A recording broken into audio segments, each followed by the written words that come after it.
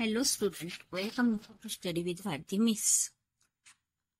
आज आपण class 9th subject Marathi Kaziranga या स्थूल वाचनाचे अभ्यास करू.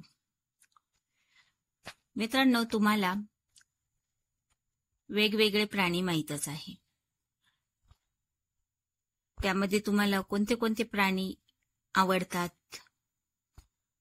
जास्त करून सर्वांना पक्षी, मोर, पोपट, चिमणी हे सगळे प्राणी माहीत आहेत आणि तेही आवडतात. परंतु तुम्हाला सगळ्यात विशालकाय प्राणी कोणते आहे ते माहीत आहे का? कोणते आहे? हत्ती, जिराफ, गेंडा हे सगळ्यात विशालकाय प्राणी आहेत. तर काझीरंगा हे एक जंगल आहे. या जंगलात लेखक फिरायला गेलेले होते. फिरायला गेलेले असताना त्यांनी एका हत्तीहून तिथे सफर केली, कारण तिथे हत्तीहूनच सगळेजण फिरतात.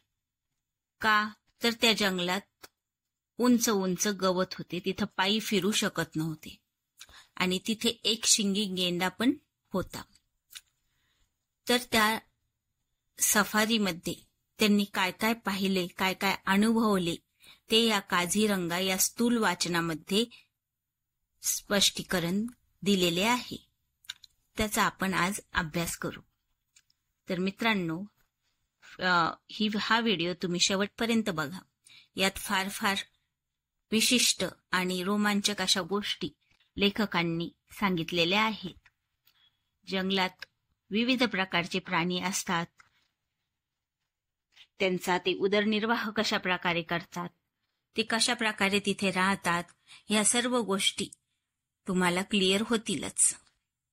काझीरंगा हे स्थूल वाचन वसंत अवसरे यांनी लिहिलेले आहे. सुमारे 265 चौरस किलोमीटर विस्तार असलेली काझीरंगा पशुस्थळी अथवा अभयारण्य साऱ्या भारताचे एक भूषण आहे. एक आफ्रिका सोडल्यास इतके विविध आणि असंख्य पशुपक्षी आसामाशिवाय जगाच्या पाठीवर इतरत्र कुठेच आढळत नाहीत. इतकेच नव्हे तर आसाममध्ये वावरणारे काही काही प्राणी जगाच्या पाठीवर दुसरीकडे कुठेही आढळत नाहीत. तर आपण काझीरंगा हे स्थूल वाचन वाचताच मी तुम्हाला याचे स्पष्टीकरणही देते आहे. सुमारे 265 चौरस किलोमीटर इतक्या विस्तारात हे काझीरंगा पशुस्थळी अभयारण्य पसरलेले आहे. तर हे काझीरंगा जे अभयारण्य आहे हे एक भारताचे काय आहे? भूषण आहे. कारण आजकाल वनस्पती, झाडे ह्यांची सर्रास तोड करत आहेत. त्याच्यामुळे अभयारण्य हा प्रकार खूप कमी होत चालला आहे. परंतु हे सगळ्यात मोठं असं अभयारण्य आहे जे 265 चौरस किलोमीटर इतका त्याचा विस्तार आहे. एक आफ्रिकामध्ये एक मोठं पशु अभयारण्य आहे. त्याच्यानंतर हे काझीरंगा हे अभयारण्य आहे. आफ्रिकेमध्ये असंख्य पशुपक्षी आहे आफ्रिकाच्या अभयारण्यामध्ये. तसेच काझीरंगा या अभयारण्यात सुद्धा असंख्य विविध प्रकारचे पशु पक्षी आहे. आसाम मध्ये हे अभयारण्य आहे. इतकेच नव्हे तर आसाममध्ये जे पशुपक्षी प्राणी वावरतात ते दुसरीकडे कुठेच आढळत नाही. यामध्ये हुलॉक नावाचा पुच्छविहीन म्हणजे त्याला शेपूट नाही असा एक वानर असतो राहत आहे आणि ही प्रजाती फक्त आणि फक्त आसाममध्येच आढळून येते. आणि याचा हुलॉक असे नाव कसे पडले तर त्याच्या आवाजावरून त्याचे हुलॉक हे नाव पडलेले आहे. आसाममध्ये वैशिष्ट्य दाखवणारा दुसरा प्राणी म्हणजे एक शिंगी गेंडा. आसामच्या अभयारण्यात अजून एक वैशिष्ट्य काय आहे? एक आहे हुलॉक हे वानर आणि दुसरा आहे एक शिंगी गेंडा. राज्य सरकारचे प्रतीक म्हणून आसामात ठिकठिकाणी त्याचे पुतळे उभारले आढळतात. कुणी म्हणेल, हा अगदी निर्बुद्ध प्राणी एखाद्या राज्याचे प्रतीक म्हणून का पसंत केला जातो?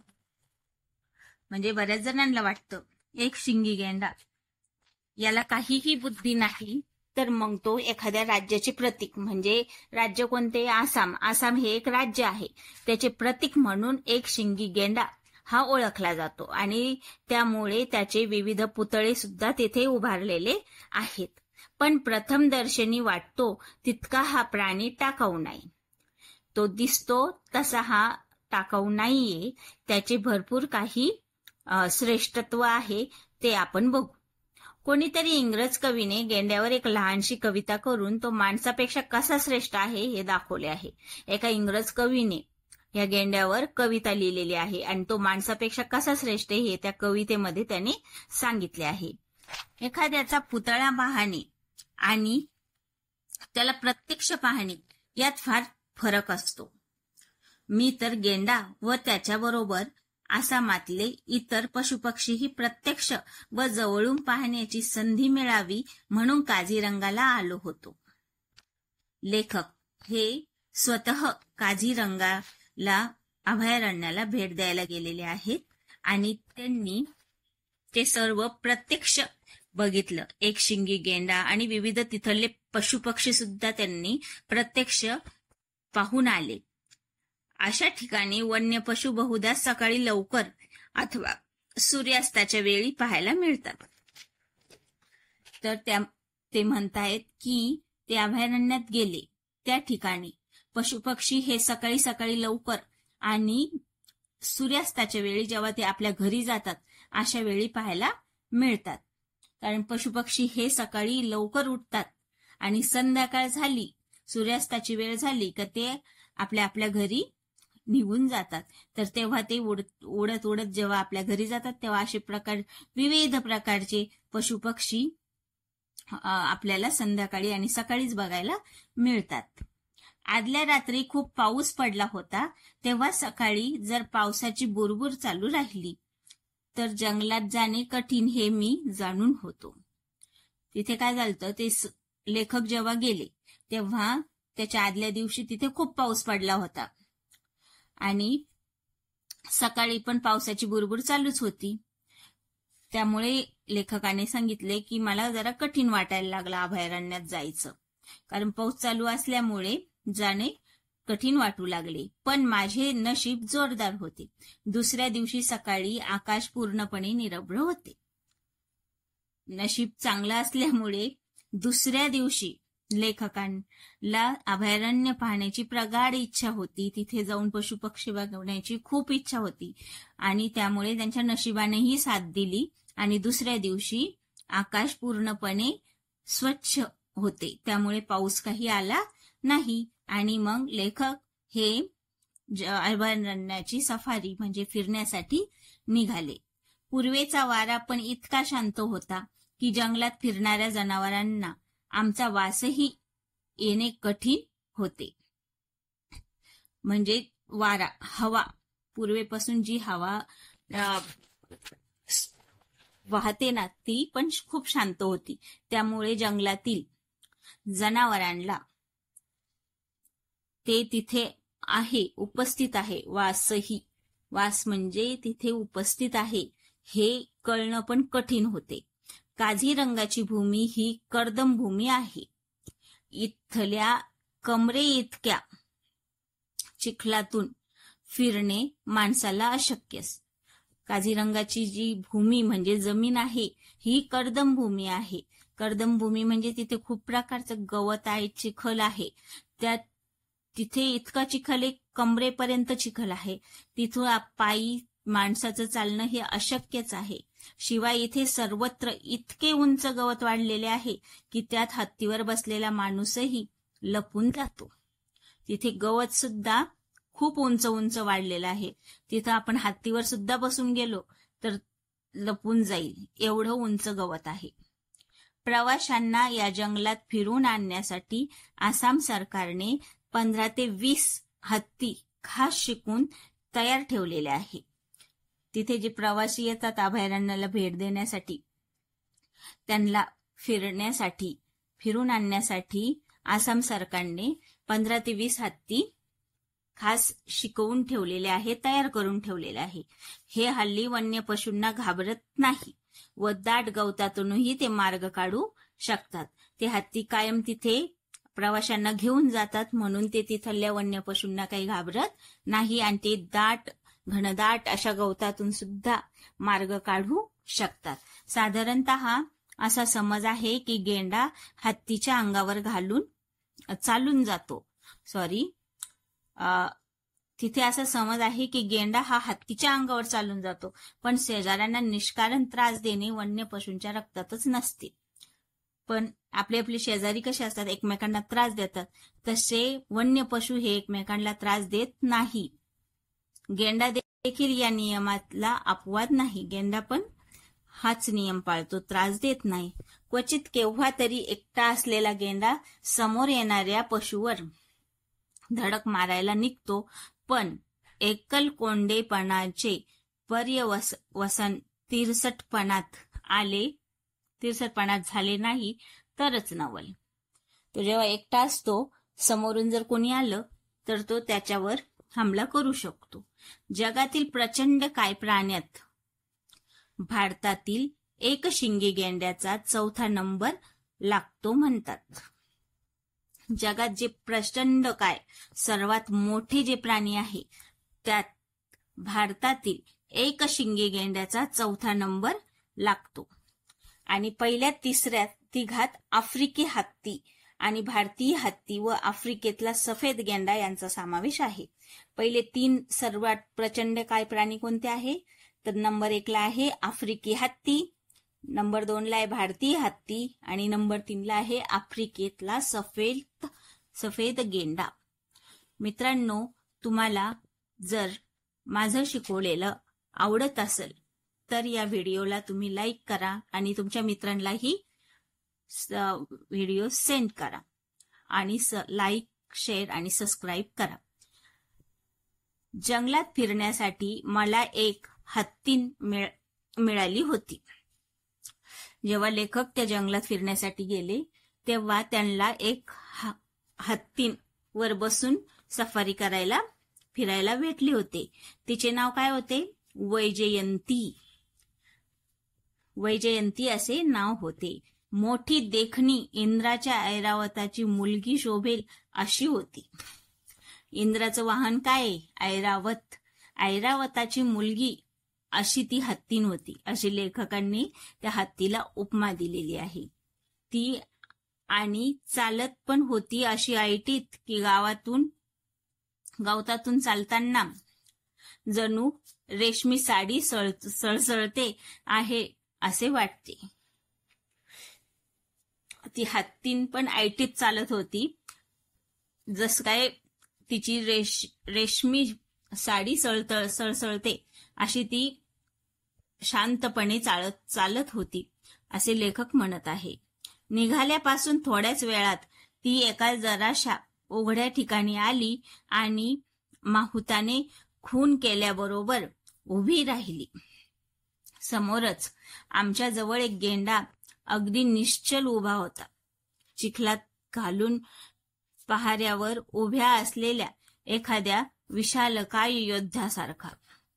म्हणजे जेव्हा लेखक हत्तीनीवर बसून अभयारण्यात फिरण्यासाठी निघाले, त्यांना समोरच एक चिखलात बसलेला गेंडा, उभा असलेला गेंडा दिसला. तो जसा काय एका योद्ध्यासारखा दिसत होता. अशी लेखकांनी त्या गेंड्याला एक विशालकाय योद्ध्याची उपमा दिलेली आहे. जराशी मान हलवून त्याने आमच्याकडे पाहिले व मनात नक्की केले की आपली जागा सोडून पुढे मागे होण्याची जरुरी नाही. त्या विशालकाय गेंड्याने यांच्याकडे बघितले, हत्तीवर बसलेले लेखक आणि हत्तीने हिला बघितले आणि तो जराही एक पुढे मागे हटला नाही. त्यांनी तसे ते ठरूनच ठेवले होते. त्याचा फोटो घेण्याची माझी मनीषा जाणून माहुताने हत्तीनीचा चुचकारत उभी केली. हत्तीला चालवणाऱ्या माणसाला माहूत असे म्हणतात. जेव्हा तो गेंडा उभा होता तर त्याचा मला फोटो काढा वाटला असे लेखक सांगतात. हे त्या माहुताला समजलं. मग त्याने हत्तीनीला थांबवलं आणि मग लेखकाने त्या गेंड्याचे मनसोक्त फोटो घेतले.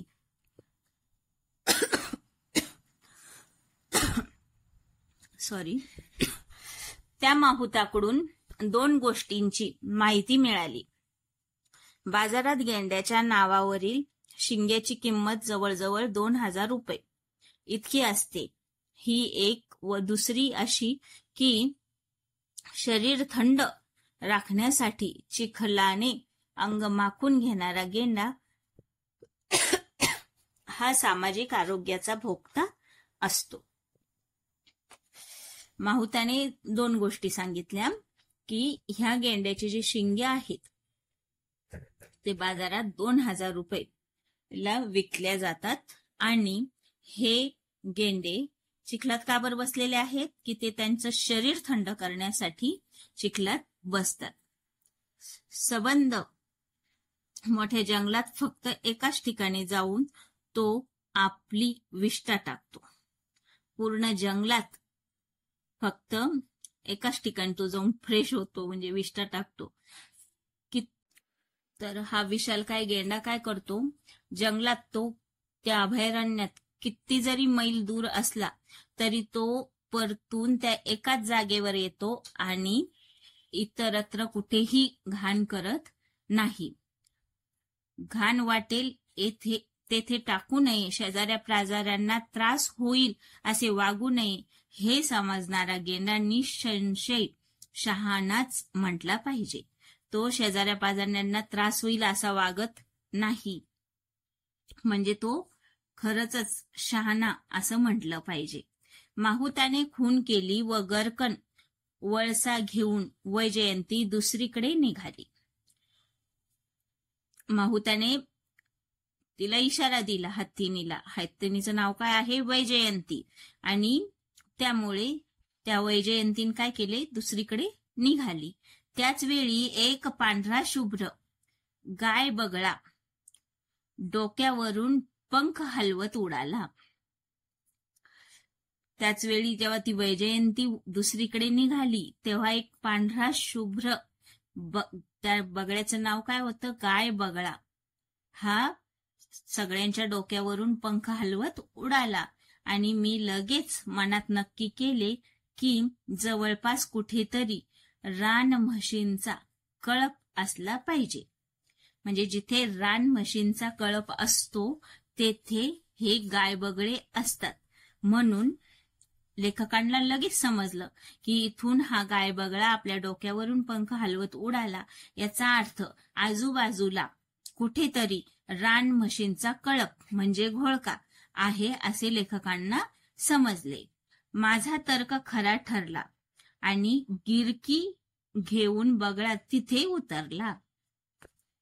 लेखकांच्या मनात असा विचार आला की इथे आजूबाजूला रान म्हशींचा कळप घोळका आहे असा त्यांनी विचार केला आणि लगेचच काय झालं, तो बगळा गिरकी घेऊन तिथे उतरला, फिरून तिथे उतरला. गिरकी म्हणजे फिरून आला तो आणि त्या रान म्हशींच्या कळपात उतरला. त्या दिशेने माहुताने वैजयंतीला हाकलले. ज्या दिशेत रान म्हशींचा कळप उभा होता, समूह घोळका उभा होता, त्या दिशेने माहुताने काय केलं, हत्तीनीला वैजयंतीला हाकारले, वळवले आणि 5-15 म्हशींचा एक कळप शांतपणे चरताना आमच्या दृष्टीस पडला. तिथे खरंच रान म्हशींचा कळप होता. आणि किती म्हशी होते तिथे, 5 ते 15 म्हशींचा कळप होता. म्हशी गवतातून चालतात त्यावेळी गवतातले अनेक लहान कीटक घाबरून हवेत उडतात. त्यांना खाण्यासाठी बगळे नेहमीच म्हशींच्या जवळ अथवा त्यांच्या पाठीवरही येऊन बसतात. म्हणजे लेखकांना जेव्हा तो गाय बगळा उडाला तेव्हा असं का बरं वाटलं इथं म्हशींचा कळप असेल, तर जेव्हा त्या म्हशी गवतातून चालतात, तर गवतातून चालताना जे कीटक असतात बारीक बारीक ते हवेत उडतात आणि मग ते बगळेंचं खाद्य काय आहे? कीटक. आणि मग ते बगळे ते कीटक खाण्यासाठी त्या म्हशींच्या कळपाजवळ उडत असतात किंवा मग त्या म्हशींच्या पाठीवरही बसतात. विशाल शिंगाच्या 10-15 म्हशींच्या मधून वावरणारे बगळे पाहून मनात आले की निसर्गाची ही काळ्यावरची पांढरी लिपी केव्हा तरी कागदावर चित्रित केली पाहिजे. जेव्हा त्या विशाल शिंगाच्या 10-15 म्हशी म्हणजे त्या रानम्हशी होत्या, त्याच्यामुळे त्या म्हशींचे शिंग सुद्धा मोठे मोठे होते, विशाल होते. आणि त्या विशाल शिंगांच्या म्हशीमधून वावरणारे म्हणजे फिरणारे ते पांढरे शुभ्र बगळे, हे सर्व असं निसर्गाचं लिपी, काळ्यावरची पांढरी लिपी ही सगळी एका कागदावर चित्रित केली पाहिजे असे लेखकांना वाटले. आसामी जंगलातल्या या रानम्हशींची शिंगे दिसायला मोठी, सुंदर आणि विशाल अर्धचंद्राकृती असतात. रानम्हशींची शिंगे ही आसामच्या जंगलातील रानम्हशींची शिंगे ही अतिशय विशाल, मोठी, सुंदर आणि अर्धचंद्राकृती, अर्धाचंद्र जसे असतो त्या आकृतीची होती. हत्तीपेक्षा ही उंच असलेल्या एलिफंट ग्रास म्हणजे हत्ती गवत मधून चिखल तुडवत माहुताने वैजयंतीला पुढे काढली. हत्तीपेक्षा पण उंच असलेलं गवत, हे गवत हत्तीपेक्षा पण उंच होतं, म्हणून त्या गवताला काय नाव दिलेलं होतं? Elephant grass. तर हत्तीपेक्षाही उंच असलेल्या गवत आणि चिखल तुडवत वैजयंती ही पुढे चालली, पुढे काढली. कोणी? माहुताने. थोडे अंतर चालून गेल्यावर मध्येच थांबून तिने सोंड वर केली आणि तुतारीसारखी दीर्घ किंकाळी फोडली. थोड्या वेळ चालल्यानंतर वैजयंतीने काय केलं? आपली सोंड वर काढली आणि तुतारीसारखी जोरात किंकाळी फोडली. तुतारी कशी जोरात वाजती त्याप्रमाणे किंकाळी फोडली. मला वाटले काहीतरी संकट आहे.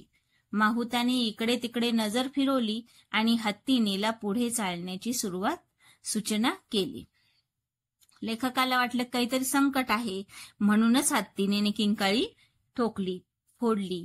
पण माहुताने पण इकडे तिकडे नजर फिरवली, परंतु तसं काही नाही वाटल्यामुळे माहुताने परत हत्तीनेला पुढे चालण्याची सूचना केली.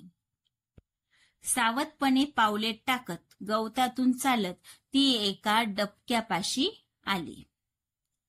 गवतातून सावधपणे चालत होती हत्तीने आणि मग ती चालत चालत एका डबक्यापाशी आली.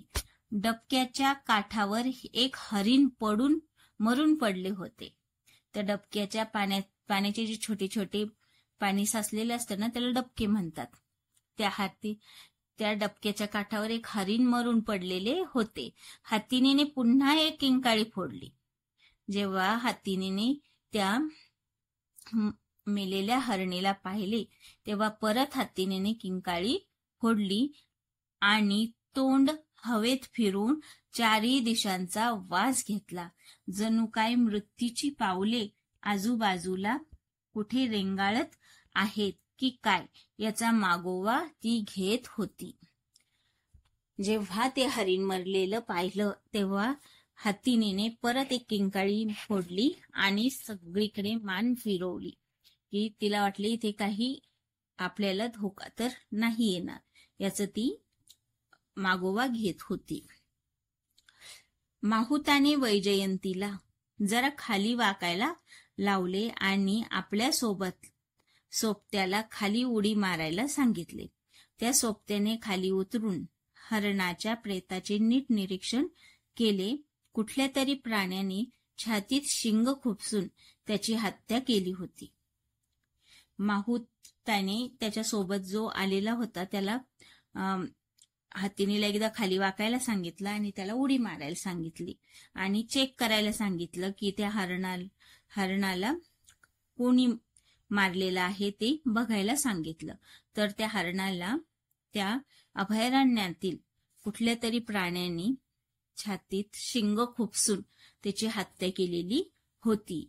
किती नाजूक आणि सुंदर जीव, पण जनावरांच्या एका आंधळ्या वेड्या लहरी बरोबर चक्काचूर झाला त्याचा. माझे मन क्षणभर बधीर झाले.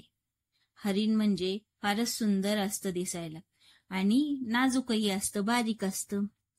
ते पाहून लेखकांना खूप दुःख झाले की जनावर एक वेड्या लहरी बरोबर चक्काचूर होऊन जातात आणि शिकार करतात. काझीरंगाचा विस्तीर्ण वनप्रदेश तुडवत आणि भिजलेल्या वाऱ्यावर मंद मंद गतीने तरंगत गिरक्या घेणारा जमिनीचा व गवताचा वास हुंगत वैजयंती प्रवासी बंगल्याच्या दिशेने चालू लागली. का कोण जाणे, पण वाटेल पुन्हा ती थबकली आणि त्याच वेळी समोरून हरणाचा एक कळप उड्या मारत पळत पळत निघून गेला. त्या काझीरंगाच्या मोठ्या वनप्रदेशात तेव्हा नेमकाच आदल्या दिवशी पाऊस पडलेला होता, त्यामुळे असा थंड वारा शांत गतीने वाहत होता आणि जमिनीवर गवताचा वास घेत वैजयंती बंगल्याच्या दिशेने हळूहळू चालली होती. आणि त्याच्यानंतर परत ती अचानक थबकली, म्हणजे थांबली. का बरं? कारण समोरून एक हरणाचा कळप येत होता. मग तो कळप उड्या मारत मारत पळत निघून गेला. त्या हरणाकडे पाहून एका विलक्षण समाधानाने माझे मन भरून आले. ते पाहून लेखकांना एक वेगळंच समाधान वाटलं आणि त्यांचं मन भरून आलं. त्यांचा तो कळप सारंगाचा आहे असे मनाला वाटू लागले. किंचित काळसर रंगावर अस्पष्ट पांढुरके ठिपके असलेल्या हरणांना संस्कृत भाषेत सारंग म्हणतात. सारंग म्हणजे काय? त्या हरणांचा काळा कलर थोडासा आणि त्यात पांढऱ्या रंगाची ठिपके, किंचित काळसर रंग, त्यात अस्पष्ट पांढरे ठिपके असे असलेला म्हणजे सारंग. संस्कृत भाषेत त्याला सारंग असे म्हणतात. या हरणांचा कळप वेगाने जातो त्या वेळी एखादा काळा पांढरा ढग वाऱ्यावर तरंगतो आहे असे वाटते. ढगालाही संस्कृत भाषेत सारंग हे नाव आहे. ढग पण कधी मधी काळं पांढरं दिसतं, त्या पद्धतीने ढगाला पण संस्कृत भाषेत सारंग असे म्हणतात. वैशाखातल्या पांढुरक्या ढगासारखे क्षणाक्षणाला वेगळे रूप घेणारे मन तिथे घोटाळत असता वैजयंती काझीरंगाच्या कडेला येऊन उभी राहिली. म्हणजे वैशाख महिना होता तेव्हा लेखक जेव्हा त्या काझीरंगा अभयारण्याला भेट द्यायला गेले, तर वैशाखातल्या पांढुरंग्या ढगासारखे क्षणाक्षणाला वेगळे रूप घेणारे, म्हणजे आता जेव्हा पावसाळा असतो तेव्हाच जसे आकाशात ढग येतात, परत थोडा वेळ झाला का ते पांढरे होतात पाऊस पडून गेल्यानंतर, त्या पद्धतीने तिथे वेगळे क्षणाक्षणाला वेगळे रूप घेणारे तिथे घोटाळत असतात ढग. वैजयंती काझीरंगाच्या कडेला येऊन उभी राहिली. वैजयंती म्हणजे कोणती? हत्ती. त्या काझीरंगा अभयारण्याच्या कडेला येऊन उभी राहिली. प्रवासी बंगला तिथूनच जवळच होता. प्रवासी बंगला म्हणजे विश्रामगृह, जेथे प्रवासी थांबतात, तिथे येऊन ती जवळच थांबली. तर हे सर्व होते एक स्थूल वाचन मराठी विषयात, क्लास 9चे मराठी विषयाचे स्थूल वाचन होते. मी छोटासा प्रयत्न केला आहे तुम्हाला सगळ्यांना समजून सांगण्याचा. आशा करते तुम्हाला समजलेच असेल. आपण याचा स्वाध्याय पुढच्या लेक्चरमध्ये बघू. तोपर्यंत